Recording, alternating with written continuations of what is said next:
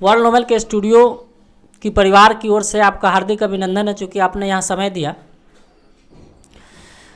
धीरेन्द्र कृष्ण शास्त्री बहुत चर्चे में है, तो थोड़ा सा उनके बारे में आपसे जानना चाहेंगे कि साहब जब वो दरबार लगाते हैं, उनके यहाँ पब्लिक पहुँचते हैं, वो पर्चे निकालते हैं, पहले से उसकी भविष्यवाणी लिखी गई होती है और वो खुद अपने हाथों से लिखते हैं, इसमें कितना सच्चाई आपको दिखता है? जय माँ कामाख्या।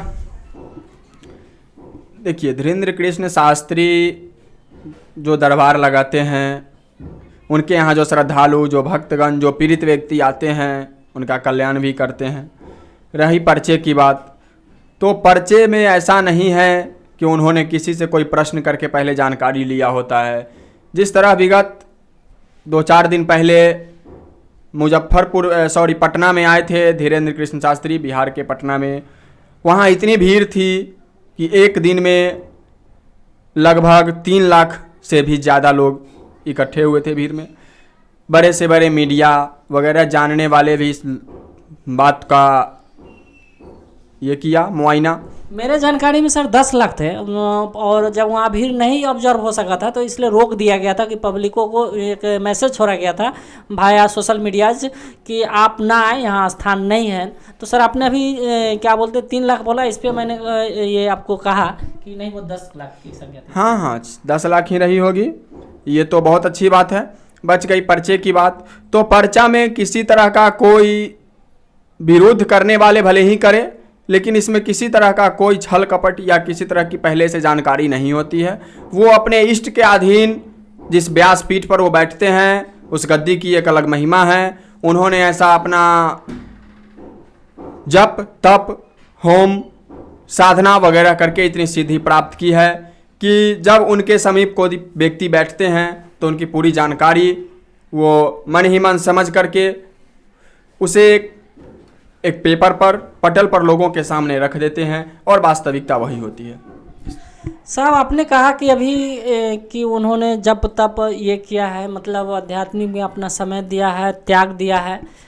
मेरी जानकारी जहाँ तक है, आज तक जितने भी आध्यात्मिक पुरुष हुए, जैसे कबीर हुए, तुलसी हुए, सूरदास जी हुए, ऐसे बहुत सारे महापुरुष हुए जो स्वयं में निहित हुआ, शून्य की प्रकाष्ठा की ओर गई, बट ये बाहर कहीं दिखा रहे हैं कि ये बालाजी है, सरकार बालाजी है, बराबर बालाजी का नाम लेते हैं, राम का नाम लेते हैं, जिससे प्रदर्शित होता है कि कहीं उनके अंदर नहीं निहित होकर बाहर निहित है। क्या लगता है कि आज तक जितने आध्यात्मिक हुए सब अंदर में टटोला, शून्य की प्रकाष्ठा को टटोला, और ये बाहर में टटोलवा रहा है? क्या ये आपको कैसा लग रहा है?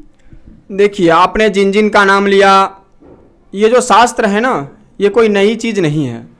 पहले भी ऐसे बहुत से महापुरुष हुए हैं, बहुत से ऋषि मुनि हुए हैं जो जन कल्याण करते थे। बात रही पहले की, तो कलयुग है अभी, और उस समय सत्ययुग था।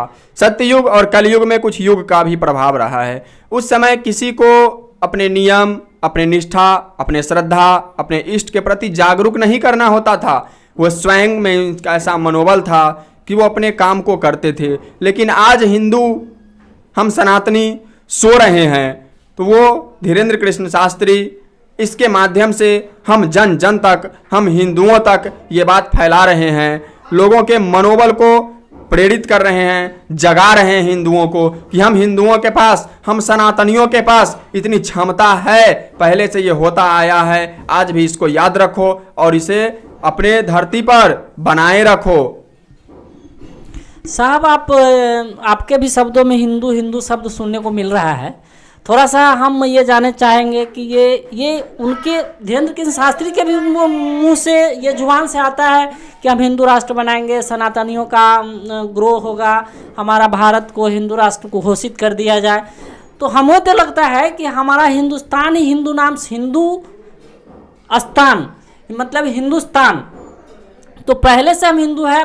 यही कारण तो कहीं नहीं है कि राजनीति मुद्दा ले लेता है बार बार कि हिंदू को यहाँ हिंदू राष्ट्र घोषित किया जाए, हिंदू राष्ट्र घोषित। आध्यात्मिक जो होते हैं, परोपकारी होते हैं, हिंदू मुस्लिम, उसके लिए तो सब बराबर होते हैं। फिर ये सनातनी और क्या बोले इसको कि इसको हिंदू राष्ट्र घोषित कर दिया जाए, इसमें क्या लगता है आपको कि ये कितना सच है? ये कहीं ऐसा तो नहीं इसी के कारण राजनीति बन रहा? देखिए, ये कोई ना तो राजनीति है और ना धीरेन्द्र कृष्ण शास्त्री को राजनीति से कोई वास्ता है। उन्होंने जब ही अपना दरबार लगाया, जहाँ भी कथा का प्रवचन दिया।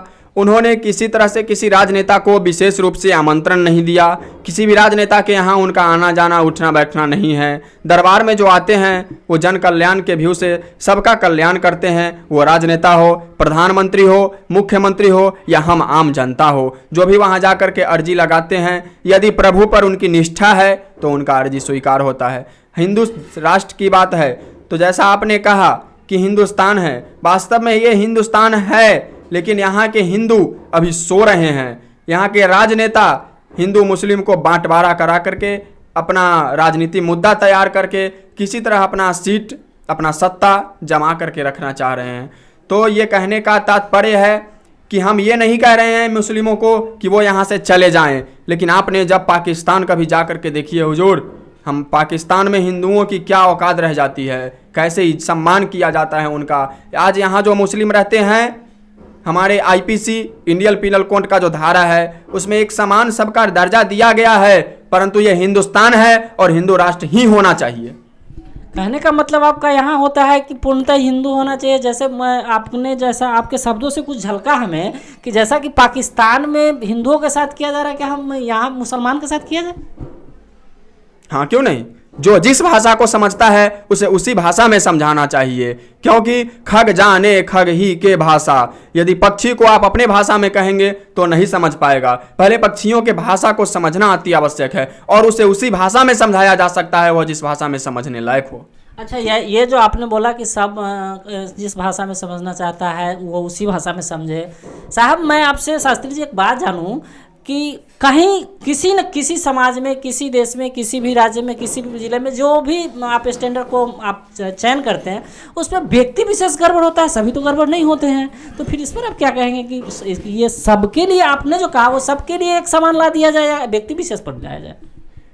आपने ये जो बात कहा बहुत अच्छी बात है। व्यक्ति विशेष यहाँ किसी तरह का बात नहीं होता है, लेकिन व्यक्ति विशेष भी कभी कभी आ जाते हैं। जैसे हाल ही में 10 दिन 15 दिन पहले एक मुस्लिम थे जिन्होंने दर दर भटक के आज केवल 10 दिन पहले उन्होंने हिंदुत्व को अपनाया है। क्यों? क्योंकि उनके समझ में आया है कि हमारे सनातनियों में और उनमें बहुत का फासला है, इसलिए उन्होंने दर दर का ठोकर खा करके आज श्री कृष्ण को अपनाया है और हिंदू धर्म को स्वीकार किया है। शास्त्री जी, आप यहाँ आए वर्ल्ड नोबेल के स्टूडियो में, आपको बहुत बहुत धन्यवाद। जय माँ कामाख्या।